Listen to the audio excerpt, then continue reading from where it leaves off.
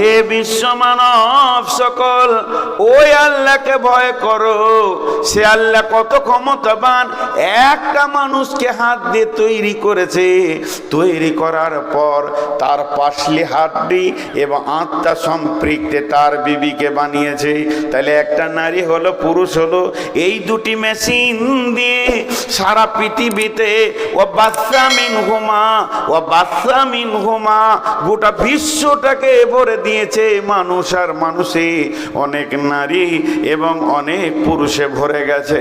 আল্লাহ তাবারাক ওয়া তাআলা বলছেন, তুমি ওই আল্লাহকে ভয় করো যে এতগুলো মানুষের পপুলেশন দিয়ে দিয়েছে। জানো ককটি কবরে চলে গেল, এখন জমা হচ্ছে এখানে। হতে হতে হতে হতে হতে হতে জমা যেদিন শেষ হবে, শেষ লোকটা যেদিন মারা যাবে, সুম্মা নুফিকা ফিস-সূরি ফাসাইকা মান ফিস সামাওয়াতি ওয়াল আরদি, একদিন পৃথিবীকে আমি ধ্বংস করে দিব, একসাথে সব মরবে। এখন এক দুই করে মরছে, সব মরে যাবে। আর ইল্লা মান শা আল্লাহু সুম্মা নুফিকা ফিহি উখরা, এবং দ্বিতীয় সুর যখন ফুঁকব, কবর থেকে সবগুলোকে তুলে হাসরের ময়দানে জমা করব। কবর একটা জায়গা, কতদিন এখানে থাকতে হবে? কি হয়েছে এটা? অনুরোধ আপনার সময় 12:30 পর্যন্ত। তা আপনার অনুরোধ আমি যে না মানি, না কারো অনুরোধ মানবো না। 8 তারিখে ডেট নিয়েছেন। ও কোন স্যার এসেছিল ওটা আমি দেখবো না। 8 তারিখে ডেট নিয়েছে না জি?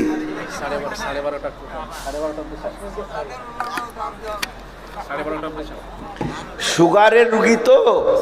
শুনেন, যে জালসায় যেছি বলছি 2টা মিষ্টি খান, কিছু হবে না। আচ্ছা 2টা মিষ্টি প্রতিদিন খেলে তো প্রতিদিনই হয়ে যেছে ভাই। একটা ছোট্ট গল্প শুনেই মাঝে। এই এক রাজা নিয়ত করেছে যে আমি সারা বিশ্বে নাম লিব, আমার নামটা যেন গোটা পৃথিবীর লোক একসঙ্গে করে। তো নিয়ত করেছে একটা দুধের পুকুর করব। পুকুর, সবাই তো পানির পুকুর করে, ও দুধের করবে। দিয়ে মিস্ত্রিকে দিয়ে ঢালাই দিয়ে পুকুরটা বিরাট বড় করে মোজাক দিয়ে ভালো করে করে দিয়েছে, খালি পড়ে আছে। আর লম্বা একটা ড্রেন করেছে। আর এলাকার সমস্ত ঘোষকে বলেছে সব 1 কলসি করে পানি দিবি, 1 কলসি করে দুধ আজ রাতে দিয়ে দিবি। তাহলে 1 কোটি ঘোষকে বলেছে, তোরা কোথা পাবি জানি না, এক কলসি দুধ এই ড্রেনে ঢেলে দিবি, সকালে উঠে দেখবো যে হ্যাঁ দুধের পুকুর হয়ে গেছে, আমার নাম হয়ে যাবে, ইংলিশ চ্যানেলে আমার নাম চলে আসবে, মিডিয়া জেনে নেবে। এবারে আঁধার রাত, রাজা সারা রাত ঘুমাইছে আর আনন্দ করছে, সকালে দুধের পুকুর দেখবে। সকালবেলায় গিয়ে দেখছে পানির পুকুর, দুধ নেই। তো বলছে ঘোষটিকে ডাক, যে জেলে ভরেছে সবটিকে, জেলে ভরে একটা করে বার করছে আর লাঠি করে 2 বাড়ি করে দিয়েছে। আর বলছে ঠিক করে বল কি দিয়েছিলি? স্যার আমি মনে করছি সবাই পানি দিচ্ছে, দুধ দিচ্ছে, তা আমি পানি দিই না, আমি 1 কলসি পানি দিয়েছি। সবাই পানি দিয়েছে, দুধ কেউ দেয়নি। বুঝতে পারছেন তো? তো আজকে একটু চালিয়ে দেন। তো এটা তো প্রতিদিনই লোক বলছে আজকে চালিয়ে দেন। আর আমি সুগারের রুগী 12টার আগে নামতে চাইছি, এটা হবে না কোনো দিন। জিদ করে নেমে যাব, তাহলে ওরা বুঝবে যে ও এইটা করে, নাহলে প্রতিদিন হচ্ছে। যাক, অন্যদিকে চলে যাচ্ছে। তো আল্লাহ তাবারাক ওয়া তাআলা বলেন, এবারে কবরে আদম প্রথম শুয়েছে, হাবিল কাবিল। তো কখন শুয়েছে ডেট তারিখটা জানি না। আমরা একদিন জিজ্ঞেস করছি একটা সাইকুল হাদিসকে, আমি নিজে প্রশ্ন করছি যে বলতো আদম আলাইহিস সালাম কতদিন আগে পৃথিবীতে ছিল, কতটি বছর আগে? এটা বলতে পারলে বোঝা যাবে যে এতগুলো মাল যে পৃথিবীতে তৈরি হয়েছে, এখন 800 কোটি আছে, তাহলে ওই দুটো প্রথম শুরু হয়েছে যে এতগুলো হয়ে গেল এত বছরের মধ্যে। তা আল্লাহ তাবারক ওয়া তাআলা বলছেন প্রথম কে শুয়েছে ক তারিখে আল্লাহই জানেন। কিন্তু যেদিন পৃথিবী ধ্বংস হবে, সবাই একসঙ্গে মাটি চাপা পড়ে যাবে, কিন্তু সেই দিন একটা জোনাকি পোকা পিপুলিকা বেঁচে থাকবে না। প্রাণ যতগুলো আছে চলে যাবে, ইল্লা মানশা আল্লাহ, আল্লাহ যাকে ইচ্ছা করবেন তাকেই বাঁচিয়ে রাখবেন, এটা একটা আলাদা কথা। কিন্তু দ্বিতীয় সুর যখন ফুঁকবে কবর থেকে উঠবে, ওই কথাটা আল্লাহ এক কথাই বলে দিয়েছেন, ওয়াইদাল কুবুর বুসিরাত, কবরে একটি থাকবে না, সব উঠে যাবে, পাগলা খ্যাপা ছোট বড় নারী পুরুষ শিক্ষিত অশিক্ষিত সব ময়দানে উঠে যাবে। তা প্রথম সব থেকে কবরে কম দিন একটা লোক শুয়ে থাকবে, কদিন? কম কম, ওর থেকে কম কবরে কেউ শুয়ে থাকেনি। আল্লাহ বলছেন বিসমিল্লাহির রহমানির রহিম, ونفخ في الصور فصعق من في السماوات ومن في الأرض إلا من شاء الله ثم نفخ فيه أخرى فإذا هم قيام ينظرون। ইসরাফিল প্রথম সুর ফুঁকবে, ইসরাফিল দ্বিতীয় সুর ফুঁকবে। প্রথম সুর যখন ফুঁকবে পৃথিবীটা ধ্বংস হয়ে সমস্ত মানুষ মাটি চাপা পড়ে যাবে, গাছপালা জমি জায়গা ঘর বাড়ি অট্টালিকার বড় বড় টাওয়ার ফ্ল্যাট কিছুই থাকবে না, রেল স্টেশন নদী নালা খাল বিল একটা রুটির খোলার মতো ময়দান হয়ে যাবে। সমস্ত মানুষ যারা কবরে আছে কবরে থাকবে, আর যারা বেঁচে আছে তারা কবর অটোমেটিক তাদের হয়ে যাবে, মাটি চাপা পড়ে যাবে। তারপরে দ্বিতীয় সুর যখন ইসরাফিল ফুঁকবে সবাই কবর থেকে উঠবে। তাহলে প্রথম সুর থেকে দ্বিতীয় সুর পর্যন্ত সময় থাকবে 40 বছর।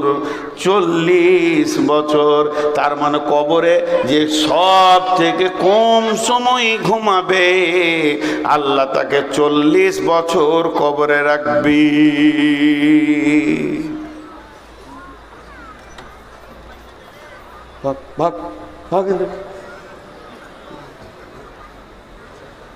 মাথা গরম করতে এসছে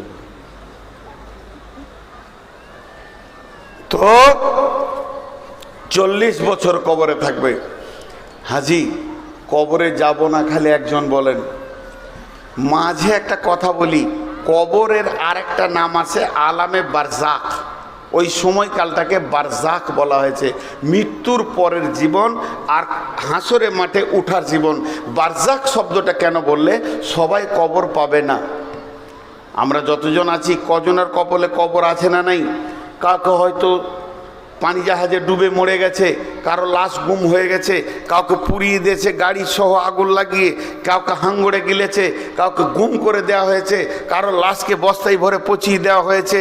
আর হিন্দু ভাইদের চিতাতে পোড়ানো হচ্ছে, বর্গীদের সোজা করে পুঁতে দেয়, খ্রিস্টানদের পূর্ব পশ্চিম সমাধি করে, আরেকটা জাতি আছে বসিয়ে রেখে তাকে পুঁতে দেয়। বিভিন্ন রকম করা হচ্ছে পৃথিবীতে। শুধু মুসলিমরাই কবর দেয় তাই নয়, ইহুদিরা দেয়, তাদের মতো তারা দেয়।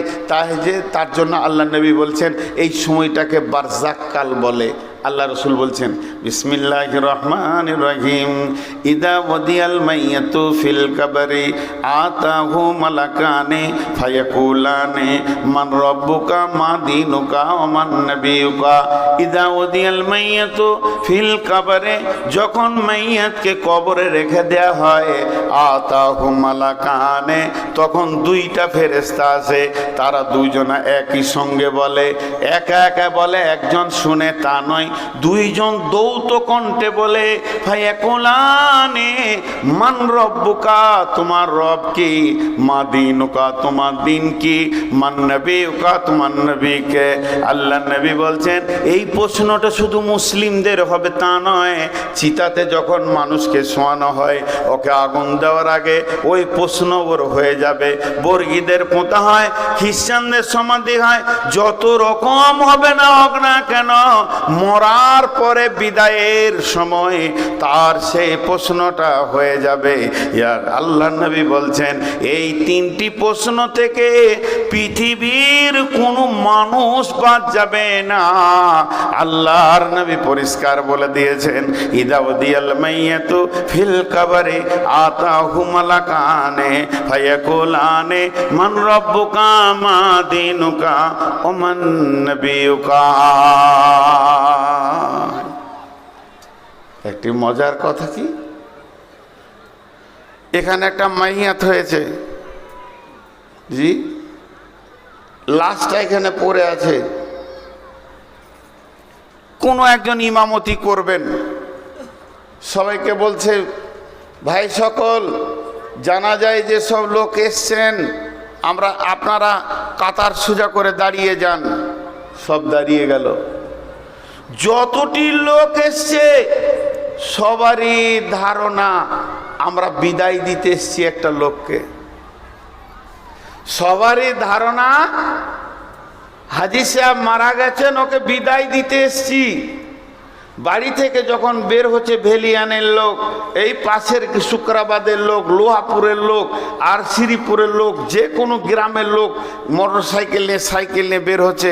আর বাড়িতে সবাই বলছে, বড় খালু মারা গেল, চাচা মারা গেছে, মামা মারা গেছে, যাই, চার শ্বশুর মারা গেছে, অমুক মারা গেছে, কেউ বলছে হাই সাহেব মারা গেছে, যাই একটু জানাজায় শরিক হয়। জানাজায় শরিক হয় মানে হাজী সাহেবের উপকার হবে না, জানাজায় শরিক হয়, মাইয়েতের কিছু লাভ নেই। চলেন দুটি জিনিস খেয়াল করেন। বিসমিল্লাহির রহমানির রহিম। আফালা ইয়ালামু ইযা বুসিরা মা ফিল কুবুর ওয়া হুসিলা মা ফিস সুদূর ইন্না রাব্বাহুম বিহিম ইয়াওমাইযিল লাখাবীর। আল্লাহ নবী বলছেন, যখন তুমি গোরস্থানের কাছে যাবে, আপনাদের পেছনে গোরস্থান রয়েছে, তো ওখানে গিয়ে বলো, আসসালামু আলাইকুম ইয়া আহলাল কবুরি ইয়া আহলাদ দিয়ার ইয়াগফিরুল্লাহু লানা ওয়া লাকুম ওয়া আনতুম সালাফুনা ওয়া নাহনু বিল আসরি। আমি মজলিসে উঠলাম, আসসালামু আলাইকুম, অপেক্ষা করলাম আপনারা সালামের উত্তর দিবেন, কিন্তু দুই জায়গায় অপেক্ষা করা যাবে না। রাস্তায় দেখা হলো আসসালামু আলাইকুম, ওয়ালাইকুম সালাম, দুই জায়গায় অপেক্ষা করা যাবে না। একটা হলো যখন মসজিদে ঢুকবেন, ওয়াসসালাতু ওয়াসসালামু আলাইকা ইয়া রাসূলুল্লাহ, আল্লাহুম্মা ইফতাহলি আবওয়াবা রাহমাতিকা, ডান পাট আগে দিয়ে আসসালামু আলাইকুম বলে ঢুকে গিয়ে মসজিদের প্রথম ইবাদত হচ্ছে 2 রাকাত সালাত, 2 রাকাত তাহিয়াতুল মসজিদ পড়ে নাও। তাহলে এখানে জানো যে আল্লাহর কোনো ফেরেশতা, কোন নেক বান্দা, কোনো জিন আছে, মসজিদে গিয়ে তুমি সালাম দাও, সালামের উত্তর ঠিক দেনেওয়ালা আছে, উত্তরের অপেক্ষা তুমি করিয়া না। আর যখন তুমি কবরস্থানে যাবে, গোরস্থানে তুমি সালাম দাও, সালাম দাও মানে ওখানে সালামটা হয়ে যাবে দিয়া, হে কবরবাসী, ও যত মৃত্যু ব্যথিত কবরবাসী শুয়ে রয়েছো, তোমাদের আত্মারা মৃত্যু যন্ত্রণা সহ্য করে নিয়েছে, এখন নীরব নগরে শুয়ে আছো, আমি একজন জীবিত তোমাদেরকে দোয়া দিছি, তোমাদের ওপরে আল্লাহর শান্তি বর্ষিত হোক। আল্লাহ তোমাদেরকেও মাফ করুন, আমাদেরকেও মাফ করুন। তোমরা আগে এসেছো, তোমাদের সময় কাল আগে ছিল, তোমরা আগে পৌঁছে গেছো, আমরাও পেছনে পেছনে তোমাদের এই জায়গাতেই আসবো। একটা আপনাদের বীরভূম জেলাতে একটা গোরস্থানে লেখা আছে, এই রকম মেন রাস্তা, আমি জায়গাটার নাম বলবো না, এই রকম ন্যাশনাল রোডের ধারে বিরাট বড় গোরস্থান, লেখা আছে 3 লাইন কথা। প্রথম লাইনে লেখা আছে, হে পথিক, চলার পথে আমাদের জন্য দোয়া করে যাও। হে পথিক, চলার পথে আমাদের জন্য দোয়া করে যাও। দ্বিতীয় লাইনে লেখা আছে, হে পথিক, তোমরা আজকে যেখানে, আমরা কালকে ছিলাম সেখানে, তোমরা আজকে যেখানে, আমরা কালকে ছিলাম সেখানে, হে পথিক, আজকে আমরা যেখানে, তোমরা আগামীকাল হয়ে যাবে সেখানে। অতএব দোয়া করে যাও। অতএব বন্ধুরে আমার, আল্লাহ তাবারাক ওয়া তাআলা, রাসূল বলছেন, ইয়াগফিরুল্লাহু লানা ওয়া লাকুম ওয়া আনতুম সালাফুনা ওয়া নাহনু বিল আসরি। তোমরা আগে আগে এসেছো, আমরা পেছনে পেছনে যাব। এবার একটা এখানে লাশ পড়ে আছে, আমি ইমামতি শুরু করেছি, দোয়া করতে শুরু করলাম, আল্লাহুম্মা গফির লিহাইয়িনা ওয়া মাইয়িতিনা হাদিরিনা ওয়া শাহিদিনা ওয়া গায়বিনা ওয়া সাগীরিনা ওয়া কাবীরিনা ওয়া যাকারিনা ওয়া উনসানা আল্লাহুম্মা মান আহইয়াইতাহু মিন্না ফাহি আলাল ইসলাম ওয়া মান তাওফাইতাহু মিন্না ফাতাওফাহু আলাল ঈমান। 10টা কথা বললাম। আল্লাহুম্মা ফিল্লি হাইয়িনা, প্রথম দোয়া করলাম যত জীবিত আছে আল্লাহ তাদেরকে তুমি মাফ করো। আগে জীবিত এসেছি মাইয়াতকে দাফন করতে, দোয়া দিছি জীবিতদেরকে। দ্বিতীয়বারে বললাম ও মাইতিনা, মৃত্যু ব্যক্তিকে তুমি মাফ করো। ও শাহিদিনা ওয়া গায়বিনা, যে হাজির আছে তাকে মাফ করো, যে গায়েব আছে আসতে পারেনি তাকে মাফ করো। ও যাকা সাগীরিনা ওয়া কাবীরিনা, ছোটদের মাফ করো, বড়দের মাফ করো। ও যাকারিনা ওয়া উনসানা, পুরুষকে মাফ করো, নারীকে মাফ করো। তাহলে কাদের জন্য দোয়াটা হচ্ছে দেখেন, মৃত্যু ব্যক্তিকে শুধু একবার বলা হয়েছে, পাকা সুদারু মরেছে, পাকা সুদারু মরেছে। আর পৃথিবীর লোক এসে জানাজা পড়বেও জান্নাত চলে যাবে, কোনো দিন হবে না। যেমন আমল করবে তেমন যাবে। মানুষ মরে গেলে আমলের লাইন কেটে যায়। অতএব বন্ধুরে, কবর এমন একটি জায়গা, কবরে যাওয়ার আগে কবরের পূর্ব পরিস্থিতি তৈরি করে নিতে হবে। আল্লাহ নবী বলছেন, সেই মাইয়াতকে যখন প্রশ্ন করা হবে, মাইয়াত যদি ঠিক ঠিক ঠিক উত্তর দিতে পারে, মাইয়াত যদি ঠিক ঠিক উত্তর দিয়ে দেয়, তার জন্য জাহান্নামের দরজাটা খুলে দেওয়া হবে। জাহান্নামের আগুন যেন ছিঁড়াছিঁড়ি করছে, গর্জন মারছে। ফেরেশতা বলবে, হে আল্লাহর বান্দা, একবার তুমি জাহান্নামটা দেখে নাও, এই জায়গাটা কত খারাপ। আল্লাহ তোমাকে রহম করেছে, আল্লাহ তোমাকে দয়া করেছে। এই রকম নোংরা জায়গা থেকে আল্লাহ চিরদিনের জন্য তোমাকে বাঁচিয়ে দিয়েছে। যাও, তুমি চিরসুখে থাকবে।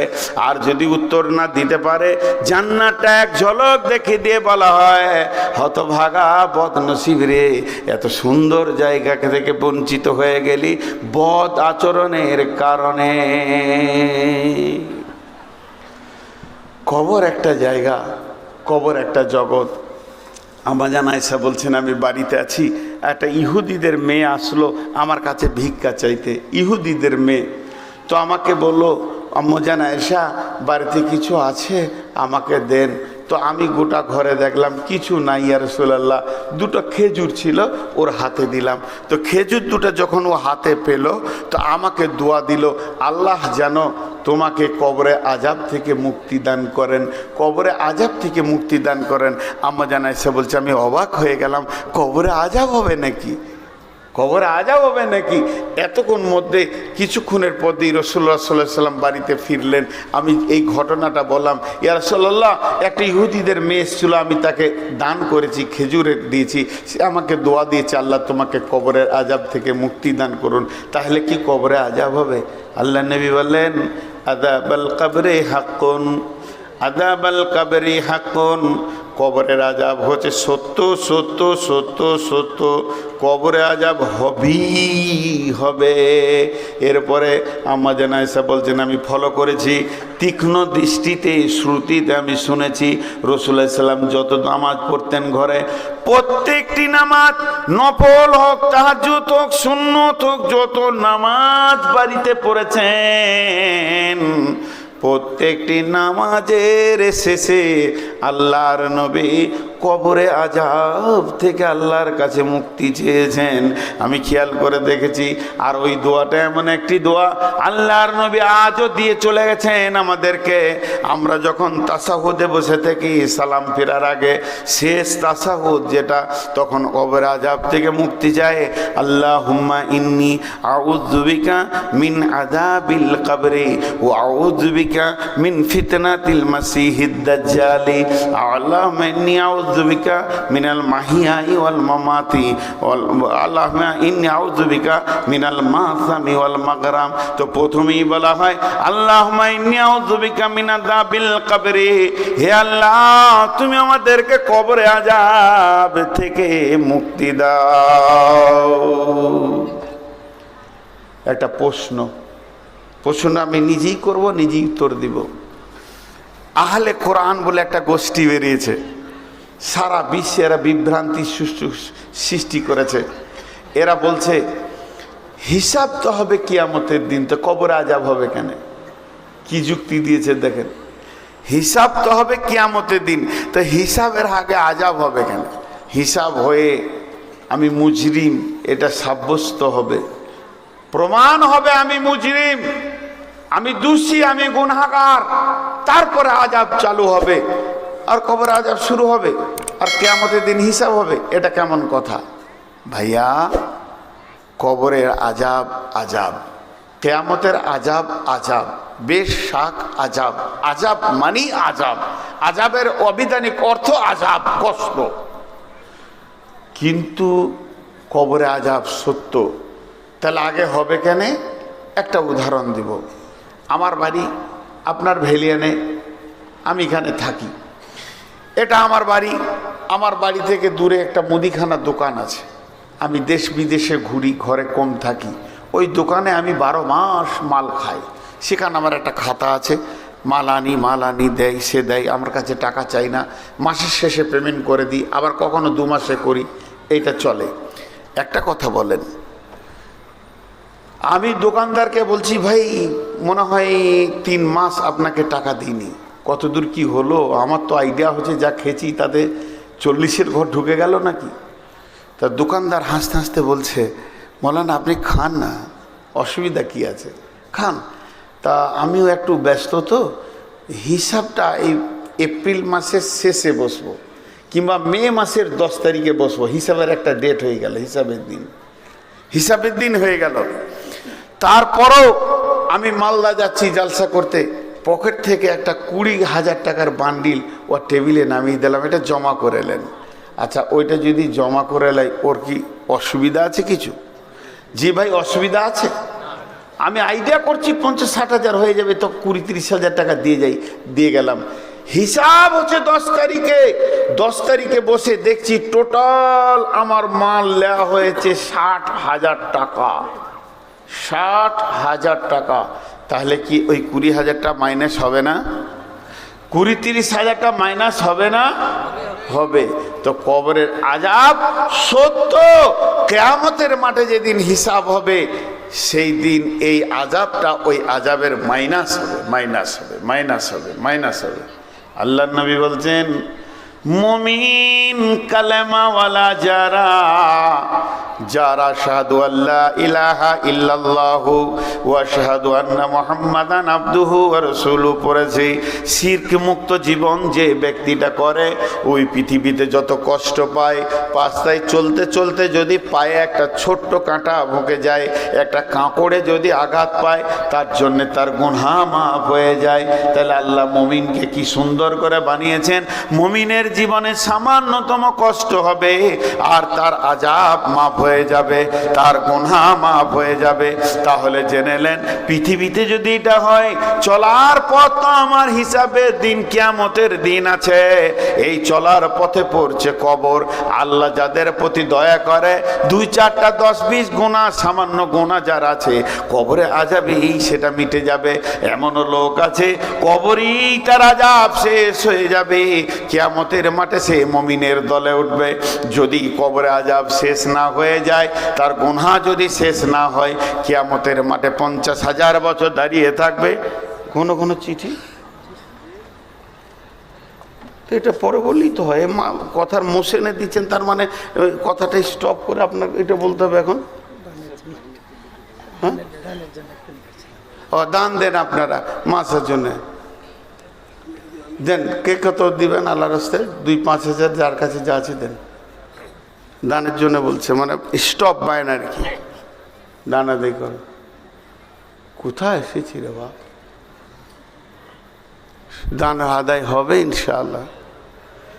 তো সঙ্গে সঙ্গে পৃথিবী থেকে চলা থেকে কিয়ামত পর্যন্ত যত কষ্ট পাবে মুমিনের গুনাহ মাফ হবে।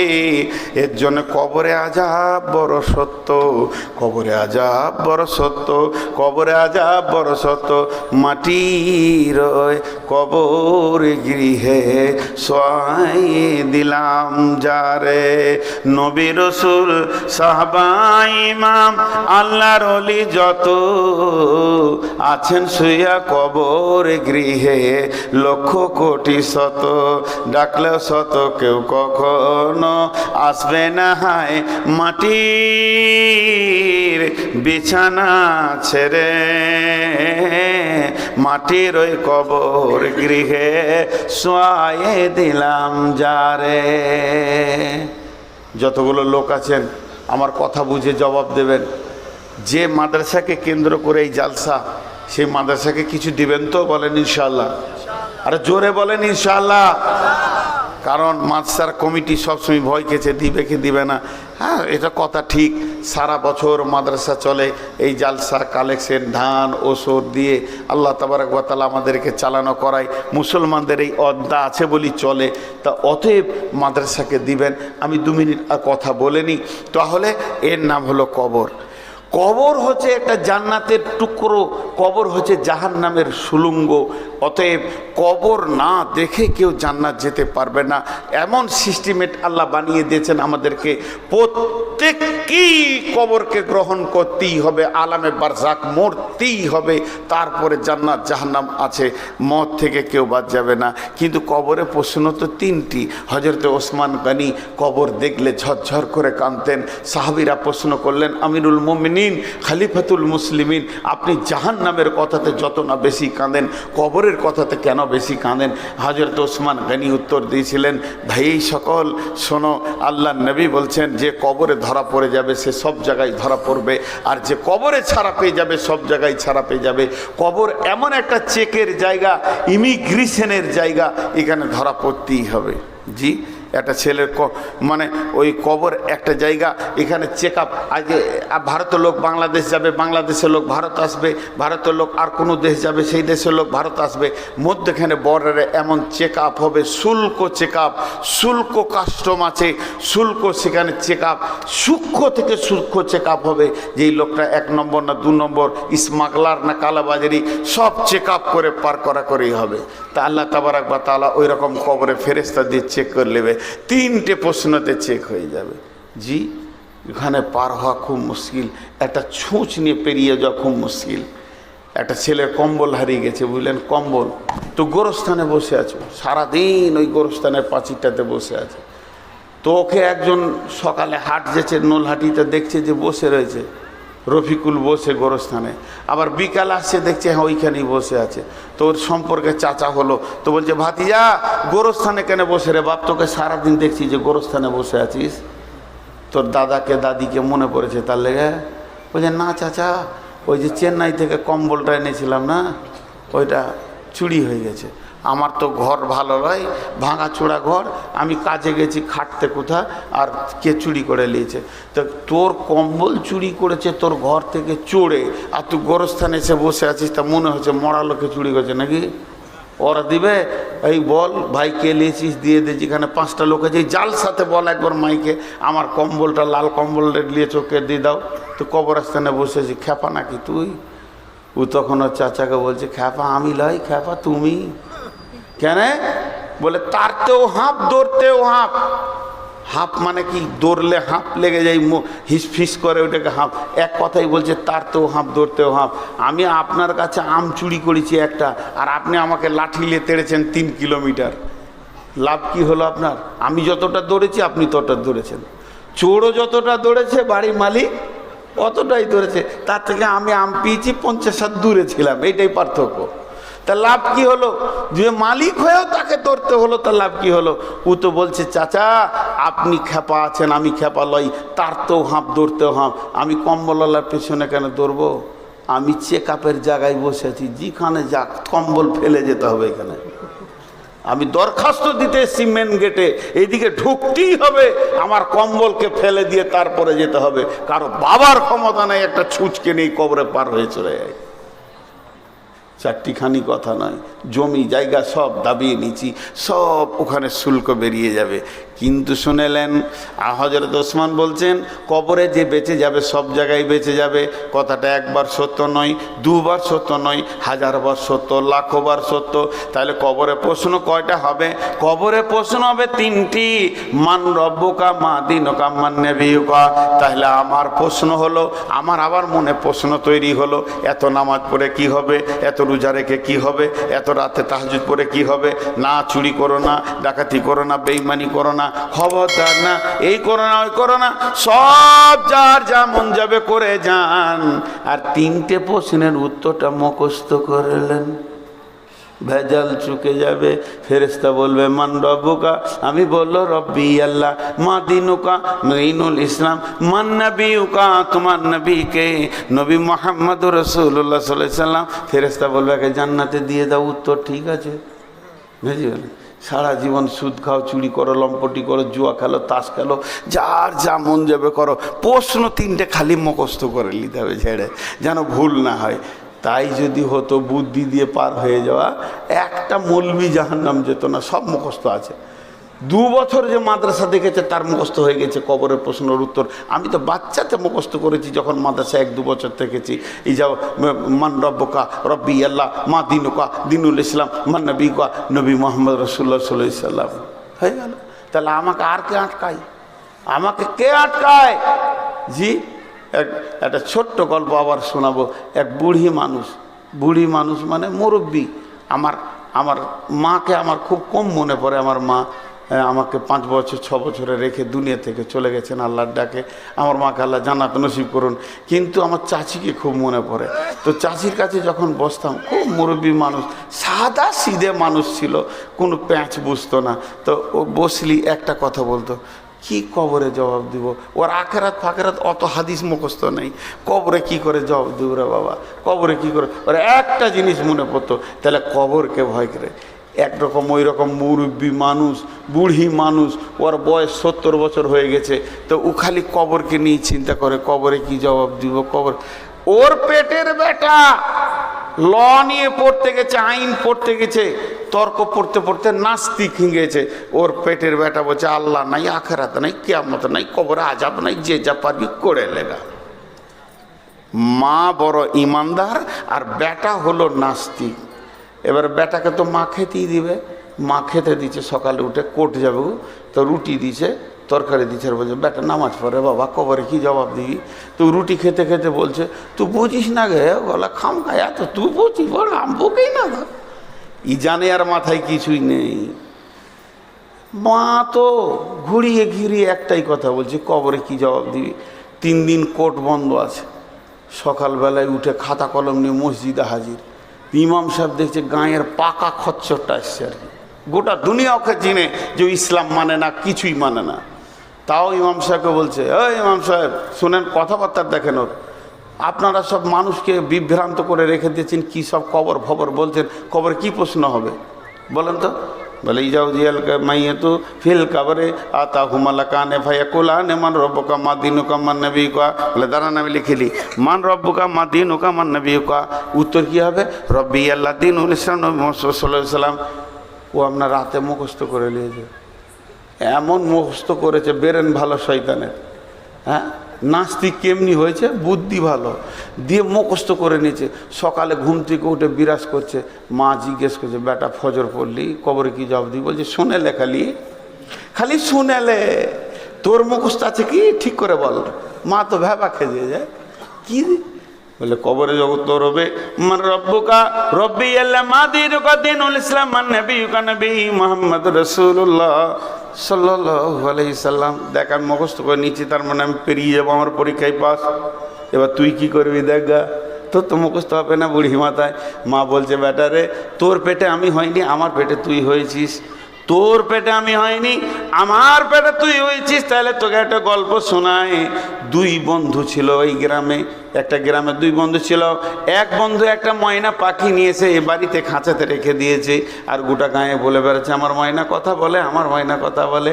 ওর বন্ধু বলছে তর্ক 1000 টাকা তোকে দিব, তোর ময়না কথা বলে না। বলছে তাহলে চল একটা সাক্ষী নিলে চায়ের দোকানে, চল তোর ময়নাকে দেখতে যাব।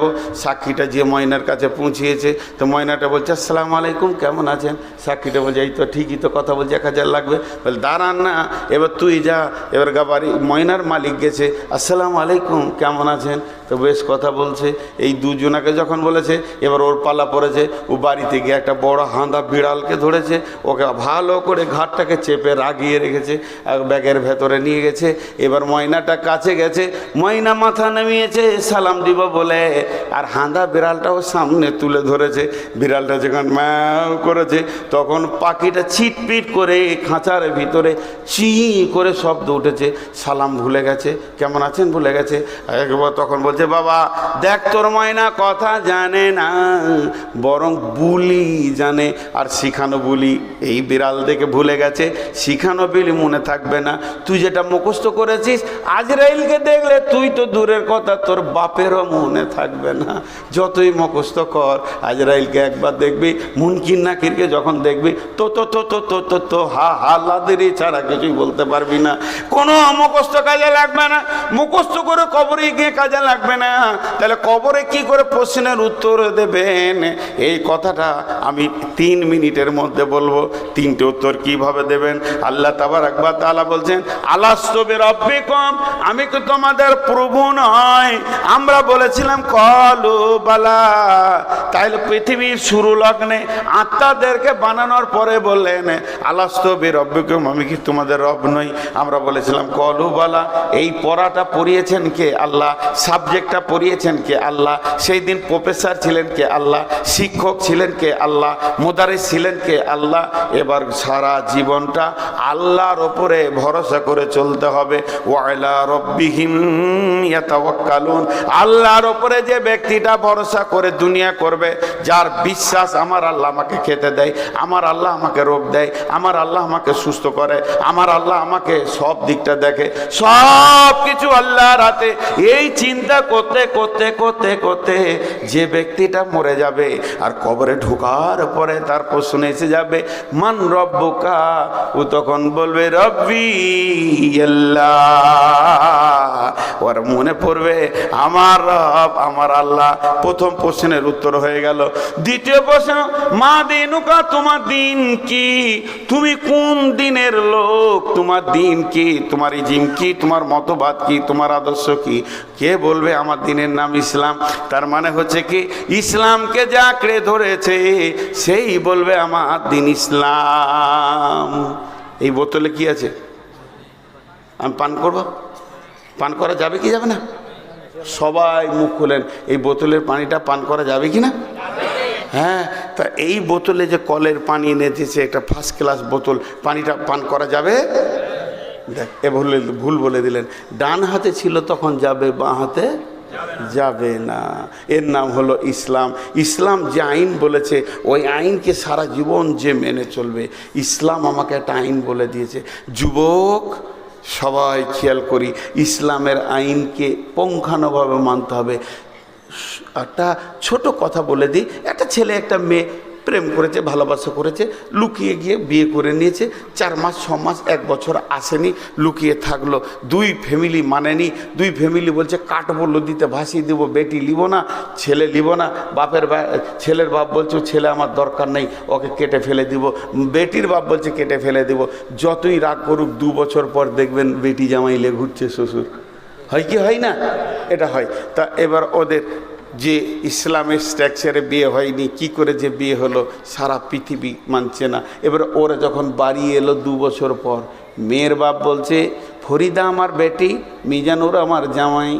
মেনে নিয়েছে। মেয়ের মা মেনেছে, মেয়ের বাপ মেনেছে, মেয়ের চাচা মেনেছে, মেয়ের ফুফু মেনেছে, মেয়ের মামা মেনেছে, খালা মেনেছে, ফুল ফ্যামিলি মেনে নিয়েছে, ভাই বোন মেনে নিয়েছে। ঠিক ছেলের বাপ, মিজানুর আমার ছেলে, ফরিদা আমার বৌমা। ছেলের বাপ মেনেছে, ছেলের মা মেনেছে, ছেলের মামা মেনেছে, ছেলের মামি মেনেছে, খালা মেনেছে, ছেলের ফুফি মেনেছে, ছেলের চাচা মেনেছে, ভাই বোনরা মেনে নিয়েছে। 2 ফ্যামিলি আনন্দে রয়েছে, আমাদের বেটি জামাই হয়ে গেল, যা ঘটেছিল ঘটেছিল। কিন্তু ইসলামকে জিজ্ঞেস করেন, ইসলাম ফরিদার মিজানুরকে তুমি কি ওদের স্বামী স্ত্রী বলবে? কোরআন বলছে আমি বলবো না। কোনোদিন না, তারা জেনা করছে আর যারও সন্তান তৈরি করছে তাদেরকে আমি মানব না। আমার নিজস্ব একটা আইন আছে, আমার আইনের মতে যদি তারা বিয়ে করে তাহলে আমি মানব। অর্থাৎ ইসলামের একটা নিজস্ব গণ্ডি আছে, আইন আছে, ওই আইনের আওতাভুক্ত নিজেকে থাকতে হবে। যে ইসলামের আইনের আওতাভুক্ত থাকবে ওই বলবে কবরে আমার দিন ইসলাম। মান নবিয়ুকা, তোমার নবীকে, আমাকে যদি বলেন তোমার নবীকে, আমি এমনি করে হাত দুটো ছেড়ে দিয়ে বলবো দেখো আমার নবীকে, আমার নবী আমার সুন্নত, নবীর সুন্নত আছে, আমি নবীকে মানি, আমি নবীকে ভালোবাসি, আমি নবীর মতো করে চলি, নবীর মতো পেশাব করি, নবীর মতো পায়খানা করি, নবীজির মতো আমি শুই, নবীজির মতো আমি খাই, ডান হাতে খাই বাম হাতে খাই না, তার মানে আমার নবী মুহাম্মদুর রাসূলুল্লাহ সাল্লাল্লাহু আলাইহি সাল্লাম। যুবক, যতগুলো যুবক আছেন খালি একবার ছোট করে বলছি, রাগ না করলে ভালো হয়, এই যে চুলটা চারিদিকে নাড়া, এইখানে জুতোর বিরাস, এটা কোন নবীর সুন্নত? এটা কোন নবীর সুন্নত? আপনি ওই চুলটা এমনি করে লেড়ে দিয়ে বলবেন যে এটা নবী মুহাম্মদ সাল্লাল্লাহু আলাইহি সাল্লাম করেছিলেন। একটা যুবক বলেন, একটা যুবক বলেন, কে বলবে আমার নবী মুহাম্মদ সাল্লাল্লাহু আলাইহি সাল্লাম? কে বলবে যে নবী মুহাম্মদ সাল্লাল্লাহু আলাইহি সাল্লামকে নিজের বডিতে রাখতে পেরেছে? জি, অনেক কথা। খোরাইন বলে একটা ছেলে ছিল, ওর লম্বা চুল ছিল আর পায়ের নিচে, ওর টাকনুর নিচে কাপড় ছিল। আল্লাহ রসুল একদিন গল্প করছেন মসজিদে নববীতে যে মদিনাতে খোরাইন খুব ভালো, কিন্তু আর দুটো কাজ খুব খারাপ, পায়ের টাকনুর নিচে কাপড় থাকে, মাথার পেছন দিকে চুল থাকে।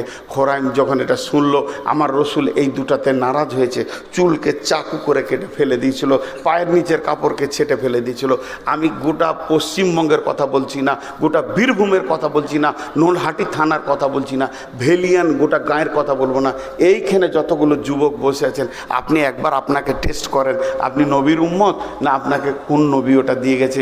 টাকনুর নিচে আপনার কাপড় কেন আর আপনার মাথার চুল এমন কেন? এই লোক জবাব দিতে পারবে না। কিন্তু যে লোকটা সুন্নত মেনে নিয়েছে, রসুলের খাওয়া উঠা বসা, ও বলবে আমার নবী মুহাম্মদুর রাসূলুল্লাহ সাল্লাল্লাহু আলাইহি ওয়াসাল্লাম। সকলে জোরে বলেন সাল্লাল্লাহু আলাইহি সাল্লাম বলেন আমার নবী মুহাম্মদুর রাসূলুল্লাহ সাল্লাল্লাহু আলাইহি ওয়াসাল্লাম। তাহলে শুনে নেন, আল্লাহ তাবারক ওয়া তাআলা কবরে এই তিনটে প্রশ্নের উত্তর ওই দিতে পারবে যে চিরদিন আল্লাহকে ওপরে তওয়াক্কুল করে চলবে। দ্বিতীয় উত্তরটা যে দিতে পারবে যে ইসলামের ওপরে দিয়ে জীবন কাটাবে আর যে নবী মুহাম্মদ সাল্লাল্লাহু আলাইহি সাল্লামকে আদর্শ মনে করবে, তার উত্তর সে দিতে পারবে। শুধু একটা কথা আপনাদেরকে বলবো, এতগুলি লোক বসে আছেন, আজকের বক্তব্য শেষ অংশটুকু বলবো, কিন্তু তার আগে একটা কথা বলবো, কোনো আল্লাহর গোলাম আছেন আজকে যে আমার বায়ানটা শুনছেন বা আরও আলেম এসেছে কেন? এই মাদ্রাসাটার বদৌলতে। আমি কোনো ভার্সিটিতে পড়ে মৌলানা হয়নি, মাদ্রাসা থেকে হয়েছি। আর এই মাদ্রাসা কালেকশনের জন্য যে আমাকে চিঠি দিয়েছে, এটা কি অন্যায় করেছে নাকি? না, আজ মাদ্রাসা আছে বলি আলেম ওলামা পৃথিবীতে দেখতে পেয়েছেন। আজ মাদ্রাসা আছে বলি এত আলেম ওলামা আছে। আর মাদ্রাসাকে ওরা আগেই ধরেছে কেন? যাতে করে আলেম ওলামা না থাকে। তাই আপনাদের কাছে আমার আবেদন, কোন আল্লাহর গোলাম আছেন? আমি 5-7 মিনিট আছি, আমি ছেড়ে চলে যাব। কোনো আল্লাহর গোলাম আছেন কি 5,000 2,000 দেনেওয়ালা? আচ্ছা, আপনাদের যারা চাদর নিয়েছে একবার ঢুকিয়ে দেন, আমি যতক্ষণ আছি। আমার তরফ থেকে একবার চাদর যাচ্ছে ভাই, হাত দুটো ধরে বলছি, আল্লাহর গোলাম রসুলের উম্মত এই নূর মোহাম্মদ অধমটাকে আপনারা ভালোবাসেন, আমি জানি, অত্র এলাকার লোক ভালোবাসে।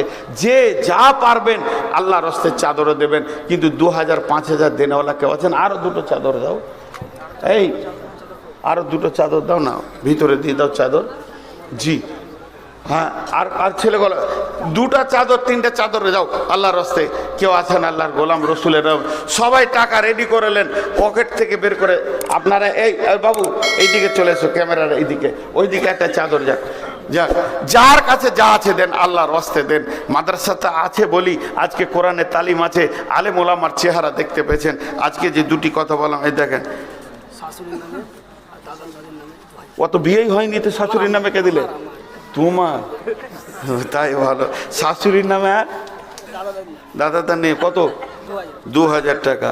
আর তোমার কার নামে? শাশুড়ি হবে ওর নামে? শালা বিটি দেওয়ার লেগে তো মরবে, ছটফট করবে তাইলে। যাক, 2000 টাকা দিয়েছে, তাহলে 1000 টাকা দিয়েছে, 3000 হলো। আর কেউ আছেন আল্লাহর গোলাম? আর কেউ আছেন আল্লাহর গোলাম? কেউ আছেন? চটচট করে দেন। মাশাআল্লাহ, জাযাকাল্লাহ। দেন, চট করে দেন। চাদর নিয়ে যারা বাবা এইদিকে একটা চাদর যাও। মাশাআল্লাহ। আরে মাদ্রাসা আছে বলি আজকে আমাদের দিন ঠিক আছে, ইসলাম ঠিক আছে। মাদ্রাসা না থাকলে কি দিয়ে টাকাবেন? আর টাকা দিবেন তো মাদ্রাসাতে দেন। আজও মুসলিমরা বিশ্বকে দেখিয়ে দিয়েছে পশ্চিমবঙ্গে এতগুলো মাদ্রাসা এই টুকরো টুকরো চাঁদাতেই চলছে, কোনো সরকারি সাহায্য নেই। অতএব আল্লাহ আমাদেরকে এই উদার দিলটা রেখে দিয়েছে। আল্লাহর রাস্তে 3 জন 3 দিকে হয়ে যাও, একসঙ্গে গোল হয়ে গেলে হবে না। আর কেউ আছেন আল্লাহর গোলাম? আর 2 মিনিট আছি আপনাদের সামনে, আমি কথা বলি, কালেকশনটা চলুক। 5000, 2000, 1000 দেনেওয়ালা। আহা, মমতাজ বেগম মিতু বাপের নামে 1000 টাকা দান করেছেন। মাশাআল্লাহ। এই যে আফজাল আমার আগে কালেকশন করছিল, কত ছন্দ জোয়ার পেটে আছে আল্লাহ জানে, একটি রাখবে, আমি ছন্দ করতে পারি না ভাই। এবার অতএব দোয়া করছি, আল্লাহ মমতাজ বেগমের আব্বাকে জান্নাতুল ফেরদৌস নসিব করুন, গুনাহকে মাফ করুন।